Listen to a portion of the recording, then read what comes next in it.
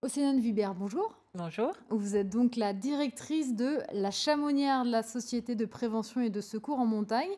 Alors, on parle beaucoup de vous pendant les hivers parce que vous avez beaucoup à faire. En ce moment, vos journées ressemblent à quoi? Elles sont bien remplies effectivement et ben, on s'est mis en mode hiver, donc on a lancé nos formations sécurité. Donc on a pas mal de demandes au niveau des inscriptions. On prépare aussi, l'exercice avalanche de début de saison qui aura lieu, donc mercredi sur le domaine du Brévent. On a une petite nouveauté cette année aussi, on a fait une journée dédiée pour les professionnels de la montagne pour justement préparer, ce début de saison, revoir en fait, tout ce qui est sauvetage avalanche, les dernières nouveautés aussi en la matière, matériel au niveau du matériel de sécurité ou du matériel de sauvetage, avec des thèmes aussi propres tels que la nivologie ou tout ce qui est premier secours ou tout ce qui est, prise de décision, les outils pour la prise de décision. Donc on a pas mal d'inscriptions, pas mal de choses à gérer. On avait notre assemblée générale la semaine dernière, donc effectivement, décembre est un mois assez chargé pour la Chamoniarde. C'est important justement de revoir un peu ces gammes avant le début de la saison. Enfin, les domaines ont commencé à ouvrir, mais vraiment le vrai début de la saison, ça va être là ce week-end avec le début des vacances scolaires. Oui, c'est le moment où on peut faire aussi ça. C'est pour l'exercice avalanche, c'est vrai que c'est un petit peu un rendez-vous. Ça fait peut-être 20 ans que cet exercice a lieu, dans la vallée de Chamonix. Et ça permet aussi, aux acteurs déjà de s'entraîner ensemble, travailler ensemble parce que c'est différentes institutions, différents acteurs de la montagne. Donc parfois, ils travaillent ensemble et parfois, chacun de leur côté. Donc là, c'est un événement qui permet de rassembler tout le monde et s'entraîner sur un événement d'envergure.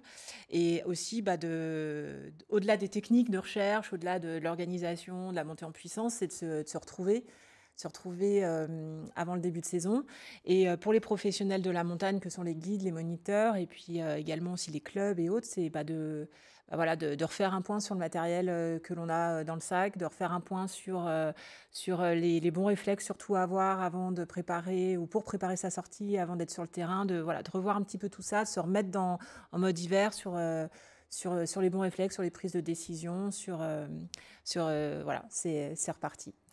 Alors la Chamonière est aussi connue pour les BERA, les bulletins d'estimation risque d'avalanche. Vous les relayez, c'est pas vous qui les faites, vous les relayez, c'est Météo France qui les fait. Oui, c'est Météo France qui les rédige tous les jours. Donc le bulletin, il sort vers 16 heures à partir d'informations qu'il collecte même sur le terrain ou qu'il collecte aussi et beaucoup par le réseau de pisteurs secouristes et aussi par le réseau d'observateurs niveau météo qu'il y a dans certains massifs. Et donc tous les soirs, nous, on relaie en fait le bulletin d'estimation du risque d'avalanche. Et ce BERA, en fait, est un outil pour aider à préparer sa course. Néanmoins, voilà, c'est une estimation, donc il fait partie d'autres outils et c'est important de le consulter, de l'adapter aussi, de le vérifier le lendemain sur le terrain, de savoir si en fait les informations que je vois sur le terrain, c'est bien celles que j'ai pu lire sur le bulletin. Et puis après, suivant son niveau, effectivement, il y a un chiffre, mais il y a aussi, il ne faut pas s'arrêter au chiffre. Ou alors, suivant son niveau, si on est vraiment tout débutant, effectivement, il faut s'arrêter au chiffre. Et puis, au-delà d'un certain chiffre, au-delà de son niveau, il ne faut pas aller plus loin et il ne faut pas sortir des pistes, il ne faut pas partir en rando. Et puis, bon, si on a un niveau plus élevé, voilà, on va plus loin dans le bulletin. Puis si on a un niveau quand même beaucoup plus élevé, presque, c'est pas qu'on n'a pas besoin de bulletin, mais on est capable aussi de faire son analyse aussi également sur le terrain. Donc c'est un outil, c'est une estimation et c'est très important et c'est très important de l'utiliser à son niveau également. Bon, parce que en plus, vous agrémentez ce BERA de vos propres observations. Par exemple, vous dites, dans tel secteur, on a repéré que la neige était comme ça, un peu comme ci. Alors, nous, on donne pas d'avis par rapport au bulletin d'estimation. Voilà, c'est des pros, c'est des experts qui le font à partir de données qu'ils ont. Par contre, on peut nous donner de l'information aussi sur les conditions de neige, sur les retours de course, hein, comme l'été. C'est-à-dire, est-ce qu'il y a de la neige dans le vallon de Bérard à la fin? Est-ce que, au niveau de la portance de la neige, est-ce que c'est croûté? Est-ce que c'est verglacé? Est-ce que c'est travaillé par le vent? Est-ce que c'est skiable? Est-ce que toutes les informations qu'on va pouvoir nous faire parvenir, on va essayer de les diffuser. Mais on va jamais réévaluer le bulletin d'estimation du risque. Sauf si, éventuellement, on a une information de la part des pisteurs secouristes, mais ça, Météo France va le faire aussi également de son côté, par rapport au plan d'intervention de déclenchement d'avalanche le matin. S'il y a quelque chose ou une chute de neige qui était nettement plus importante qu'estimée, on va pouvoir éventuellement informer les gens sur, voilà, attention, effectivement, le bulletin a été écrit hier, mais on a quand même là des grosses différences. Mais c'est de toute manière, le bulletin, il faut toujours quand même, voilà, le confronter, l'étudier la veille et le confronter sur le terrain, en fait, le lendemain également aussi. Oui, parce qu'on se dit souvent, moi, les 4 sur 5 ou 5 sur 5, j'y vais pas, c'est trop dangereux. Par contre, 2 ou 3, allez, j'y vais, on sait jamais. C'est là où il faut faire attention finalement. Alors, c'est vrai que c'est pas évident. En fait, l'échelle pour les skieurs de randonnée, pour les skieurs hors piste, en fait, déjà, en fait, finalement, il y a 3 niveaux. 1, bon, c'est très très rare, voilà, où il n'y a pas forcément de neige, ou voilà. 5, en fait, c'est pas pour les skieurs, c'est plutôt pour la gestion de la sécurité sur les villes ou autres. Enfin, on rentre voilà, dans une partie de l'échelle où là, déjà, les skieurs ne sont plus concernés à ce moment-là, quand on est déjà sur du 5. Donc finalement, l'échelle, elle a 3 niveaux. Elle a 2, le 3 et le 4. Donc finalement, c'est très difficile de se situer là-dedans. Maintenant, c'est pour ça que vous avez aussi un texte. Et que ce texte, en fait, vous permet d'avoir de l'information par rapport à la course que vous avez envie de faire, suivant les orientations, suivant les altitudes, suivant la taille de votre groupe, suivant plein de choses, suivant ce que vous avez trouvé sur votre randonnée ou sur votre chemin. Et c'est pour ça que c'est très important d'avoir conscience, en fait, de ses propres limites, de son expérience. Est-ce que moi, avec ce bulletin-là qui est à 2 ou à 3, je suis capable de faire une sortie avec le maximum de sécurité? Est-ce que j'ai la connaissance nécessaire, j'ai l'expérience nécessaire pour comprendre, pour me servir de ce bulletin-là, pour me servir aussi des éléments que je vais trouver sur le terrain? Est-ce que je vais voir, est-ce qu'il y a des avalanches? Est-ce qu'il y a eu du vent? Est-ce que là, en ce moment, il y a du vent? Est-ce qu'en ce moment, il y a des précipitations, une hausse des températures? D'avoir des signaux qui vont me permettre d'analyser la situation sur le terrain. Soit ben voilà, on l'a, soit on l'a pas. Et effectivement, si on l'a pas, ben, on est encadré par des professionnels, ou alors on se cantonne à un risque minimum. Mais même, il faut vraiment prendre conscience qu'il y a beaucoup d'accidents d'avalanche par risque 2 et par risque 3. Donc voilà, c'est quelque chose, le bulletin et le chiffre, c'est pas un feu vert, un feu rouge, c'est beaucoup plus complexe, mais c'est un outil parmi d'autres, et avec l'expérience ensuite derrière qui est nécessaire pour évoluer.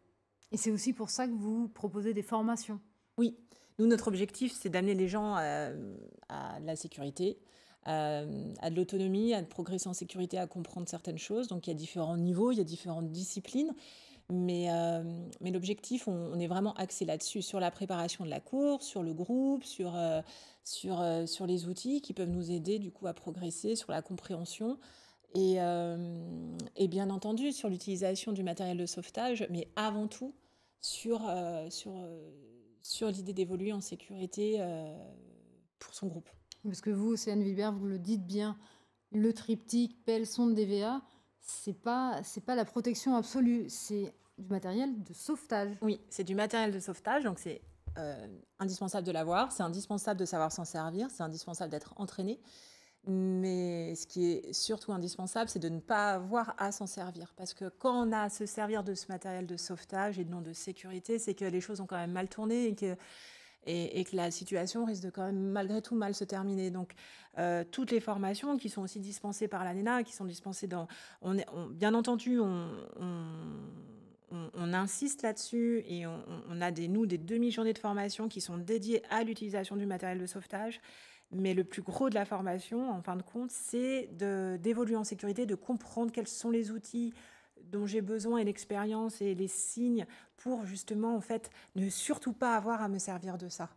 Voilà. Mais par contre, c'est sûr que voilà, c'est un apprentissage qui est plus long. C'est moins direct que voilà, de s'entraîner, d'avoir un résultat. Bah là, oui, ça y est, je sais bien me servir de mon matériel, je sais bien sonder, je sais bien pelleter. C'est rassurant, mais en fin de compte, c'est pas ça qu'il faut avoir Enfin, il faut avoir ça, bien sûr, mais c'est clairement pas suffisant, en fait. Donc, il faut l'avoir en tête. Et donc, c'est vrai que nos formations, les formations freeride, les formations ski de rando, les formations glacier, elles sont là aussi pour apporter tous les éléments qui font qu'on peut progresser en sécurité et avoir une belle sortie. Parce qu'en plus, il suffit de participer à un exercice avalanche comme ce que vous allez faire, demain avec les professionnels, pour se rendre compte que, pelleter un peu de neige, tout de suite, ça demande beaucoup d'énergie. On est très vite essoufflé et si on a un carré de même de 20 mètres carrés à sonder et à pelleter, c'est très compliqué. Effectivement, c'est un entraînement. C'est vrai que souvent les gens, des fois, s'entraînent juste au DVA. Maintenant, les DVA sont sont très performants, donc on retrouve les gens assez, entre guillemets, facilement. S'il n'y a pas d'interférence ou d'autres problèmes, et surtout aussi de l'angoisse et du stress. C'est pour ça que l'entraînement est important. Maintenant, le pelletage, c'est ce qui prend le plus de temps. Suivant les techniques, eh ben, on va être efficace ou pas, mais effectivement, en fait, dégager quelqu'un sous 1 mètre de neige complètement, c'est environ dégager le poids, l'espace d'une Twingo. Donc tout seul, avec une petite pelle en plastique, c'est pas forcément évident. Nous, c'est un peu l'exemple des fois qu'on donne. Mais l'idée, c'est vraiment de pas avoir à en arriver là. Et l'exercice avalanche que l'on organise demain, là, on est plus quand même dans un exercice multivictime, donc gros scénario, pas évident pour entraîner là les professionnels. Mais voilà, effectivement, pour profiter de l'hiver, voilà, ça suffit pas, voilà, d'avoir le DVA, la pelle, la sonde dans le sac. C'est indispensable, mais Le risque est toujours là. il faut ne pas en arriver là. Voilà, c'est le mieux. Justement, à la Chamoniarde, vous vous adressez, à la fois aux particuliers et aux professionnels. Est-ce que dans votre discours, il y a des choses qui ne sont pas abordées de la même manière? Dans les formations, vous voulez dire? Dans les discours, dans le message à apporter, dans les formations, bien sûr, j'imagine que pour les professionnels, c'est un peu plus poussé, mais est-ce qu'il y a des choses que vous abordez différemment? Non, après à l'office de haute montagne, donc on informe sur les conditions en montagne, donc on reste très factuel. C'est-à-dire qu'on va pas forcément porter un jugement si c'est, une pente facile à skier ou pas. On va être, voilà, on va dire quelle est par exemple la qualité de la neige, ou la quantité d'enneigement, et cetera. Donc, après forcément, cette information, elle va être traitée différemment suivant qu'on soit un pratiquant, occasionnel, un pratiquant, très expérimenté ou un professionnel. On Nous, on donne de l'information, on ne donne pas non plus un feu vert ou un feu rouge, pour les pratiquants parce qu'on ne connaît pas du tout leur pratique et entre un professionnel et un pratiquant expérimenté ou un pratiquant qui est vraiment débutant, c'est différent. Après, effectivement, là, on va arriver sur une période, de vacances scolaires. Donc, il y a des petites choses aussi qui peuvent sortir un petit peu des fois du cadre. C'est-à-dire que, par exemple, là, on a un enneigement, où il y a par exemple encore un peu de cailloux, de blocs qui ressortent en dessous de 2005. Donc on va alerter les gens là-dessus, en fait, par exemple. C'est une information que les professionnels connaissent. Et nous, par rapport au flot de vacanciers qui vont arriver enfin, samedi prochain, voilà, c'est une information éventuellement qu'on va relayer, que les pisteurs secouristes déjà relayent, mais voilà, on va insister là-dessus. Mais sinon, voilà, l'information, ce qui se passe en montagne, c'est pour tout le monde pareil, en fait. Océane Vibert, à la Chamoniarde, donc vous adressez autant aux particuliers qu'aux professionnels. Vous adressez également à plusieurs tranches d'âge, notamment les plus jeunes. Vous avez des ateliers freeride pour les 13-17 ans. Est-ce que vous avez comment vous amenez les choses? Est-ce que vous avez un discours différent que pour les adultes? Oui, bah oui, oui, on doit. Alors, on a une sensibilisation déjà souvent pour les tout petits, pour les enfants, pour les CE2. Donc, on a des ateliers, ils viennent au pôle Montaneris, on a des ateliers sur le terrain. Donc là, on est plus sur de la sensibilisation, comprendre dans quel espace ils évoluent quand ils sont sur les pistes. Qu'est-ce que ça veut dire du coup de sortir des pistes? Parce que qu'est-ce qui est fait pour que tout se passe bien sur les pistes? Donc, on commence comme ça avec les enfants, puis avec notre espace du pôle Montagne Risque. Et ensuite, sur le terrain, pour les jeunes, on a trois formations un peu différentes. Donc, on a la première, c'est la Freeride Jeune. Donc là, on va pas parler que de l'avalanche, en fait, hein, parce qu'il ne faut pas oublier que finalement, en fait, en montagne, en dehors des pistes, on parle souvent de l'avalanche, mais en fait, il y a plein d'autres risques. Parce que justement, sur les pistes, tout est sécurisé, balisé, signalé. Si jamais on se fait mal, il y a un pisteur qui peut venir nous aider, on est entouré. Dès qu'on est plus dans cet environnement-là, c'est complètement différent. Donc on aborde tout ça avec eux, on aborde le fait de skier en groupe, le fait de sauter des petits sauts, de voir qu'est-ce qu'il y a derrière le saut en question, les retours sur piste, parce qu'il y a aussi des gens qui évoluent sur la piste. Voilà. Donc on aborde différentes choses. en fait, on aborde bien entendu l'avalanche, on aborde la qualité de la neige, mais pas que l'avalanche. Voilà. Et il faut rester dans le loisir, il faut rester dans le fun, il faut rester dans le fait qu'on est entre amis. Et donc pour nous, c'est une formation qu'on aime bien quand justement c'est gratuit, hein, pour les jeunes. Pour nous, c'est vraiment important. Et que, par exemple, si c'est un groupe de 3 copains, ben, qui viennent ensemble à cette formation, ils sont 6 par guide environ. Pour nous, c'est vraiment c'est important parce que du coup, le message passe bien entre eux, puis on peut répondre à leurs questions. Mais on est vraiment quand même il faut pas oublier qu'on est sur du côté loisir par rapport à une formation adulte, ski de rando, etc., où là, il y a un désir d'apprentissage aussi. Et après, on a une formation pour des bons skieurs qui sont déjà un petit peu plus âgés, sur un week-end avec Vivian Brochet qui nous accompagne sur cette catégorie d'âge-là, où là, on est sur des jeunes qui sont quand même très bons skieurs, souvent ils sortent de club, ils ont envie d'aller dans de la pente un peu plus raide ou commencer à sortir la corde. Et là, pour nous, c'est vraiment important de les accompagner, justement. Pareil, pour la nécessité, en fait, d'acquérir de l'expérience, de voir des signes, de faire attention à certaines choses. Et là, pareil, c'est gratuit, c'est sur un week-end. Mais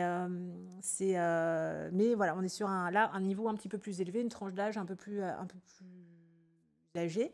Et après, on a la dernière, là, on est plutôt sur des jeunes majeurs, donc entre 18 et 25 ans, où là, on commence à aborder le glacier, etc. Et c'est aussi avec Vivian, d'ailleurs. Ça fait quelques saisons, ça s'appelle Step by Step. Et voilà, c'est important. Alors, Step by Step, par contre, c'est pas gratuit. On est sur des majeurs. Et puis, mais bon, c'est pareil, c'est comme toutes nos formations, en tout cas, même pour les adultes. L'idée, c'est que les gens puissent accéder à la sécurité sans que le prix puisse être un frein à ça. Donc voilà, on essaye de former au maximum de personnes à notre niveau. Après, il y a aussi d'autres organismes, il y a des compagnies de guides, il y a l'UCPA, il y a la NENA, en tout cas pour tout ce qui est terrain enneigé. Et plus on est de monde, plus on peut former de gens, plus les gens se forment et mieux c'est. Justement, vous avez une collaboration à l'année avec les professionnels de la montagne en France, mais aussi à l'étranger. Vous étiez en octobre en Norvège pour un salon qui s'appelle l'International Snow Science Workshop. Oui. Ça sert à quoi, justement, de se confronter aux expériences des autres? Alors, cette l'ISSW, pour être plus court, mais on est parti. Alors ça, c'est un événement qui a lieu tous les 2 ans. C'est un congrès sur la neige et les avalanches et aussi sur la prévention. Pour nous, c'était important. On n'y était encore pas allé. Enfin, on y était allé, mais il y a plus d'une dizaine d'années. Ce qui était assez intéressant là, c'est de se confronter un peu, de voir en fait dans d'autres pays comment ils abordent les questions de prévention, de formation. Quelles sont leurs contraintes? On se rend compte que des fois, on partage les mêmes expériences. Il y a d'autres personnes qui ont tenté certaines choses et puis c'était intéressant. Il y a des résultats d'études. Ça nous permet un peu de sortir de notre zone de confort, un peu chamoniard, etc., où on est entre nous et puis on fait pas. C'est pas qu'on fait la même chose, mais voilà, ça permet d'avoir un petit appel d'air aussi, d'avoir nouveaux contacts, de nouvelles idées. Donc c'était vraiment très instructif. Et après, effectivement, la Chamoniarde fait partie aussi du groupe France du secours en montagne. Donc là, on était en Grèce. Et là, c'est pareil, mais là, on s'est axé secours. Donc on va dire, d'un côté, c'était vraiment la prévention et de l'autre côté, c'était le secours. Et voilà, c'est pareil, ça permet de remettre en perspective notre travail et de voir ce qui peut se faire ailleurs dans des conditions différentes. Et il y a des fois des super bonnes idées à prendre de l'extérieur et puis nous aussi à partager notre expérience et pas rester un petit peu trop replié sur soi-même dans son petit massif. En fait, c'est un peu des fois le risque, même si on est proche des Valaisans, des Val d'Autun, notamment là, on est dans le cadre d'un projet Alcotra, donc sur ces questions-là de changement climatique, d'adaptation, de risque. On peut partager d'expériences, mais après, de s'ouvrir aussi, d'aller au-delà du massif, c'est vraiment important. Et justement, vous allez appliquer tout ça demain pour votre exercice ou pas? Oui et non. Enfin, c'est-à-dire que là, l'exercice, la problématique, c'est qu'on ne sait jamais comment ça va se passer. Donc, l'idée là, c'est de mettre en place des petites, des techniques de sauvetage, faire en sorte que les gens puissent vraiment, travailler certaines techniques, voir qu'est-ce qui ne marche pas dans le dispositif, enfin, ou du moins, qu'est-ce qui pourrait être amélioré, de se rencontrer, travailler ensemble. Après, sur tout ce qui est, entre guillemets, technique de recherche avalanche, il n'y a pas une révolution là dernièrement. Par contre, voilà, c'est intéressant pour tout le monde, c'est intéressant pour les médecins. Les médecins participent aussi, eux, ils testent aussi, parce que forcément, on est face à un nombre de victimes important, donc il y a des choix, il y a des protocoles à faire, il y a peut-être des choix entre les victimes, etc. C'est vraiment important on profite du fait qu'on soit tous ensemble, qu'on s'entraîne tous ensemble pour pouvoir mettre en œuvre des choses, voilà, qui sont assez... qui pourraient être lourdes à mettre en place. Là, voilà, c'est une fois pour toutes, pour tout le monde, dans l'intérêt de tout le monde. Mais voilà, il n'y a pas là, non, il n'y a pas cette année, il ne va pas y avoir de nouveautés liées à une découverte qu'on aurait pu, voilà, dont on aurait pu autant parler en octobre dernier. Océane Vibert, directrice de la Chamonière, la Société de prévention et de secours en montagne. Merci beaucoup d'avoir été notre invitée. Merci pour votre invitation, puis bel hiver à tout le monde.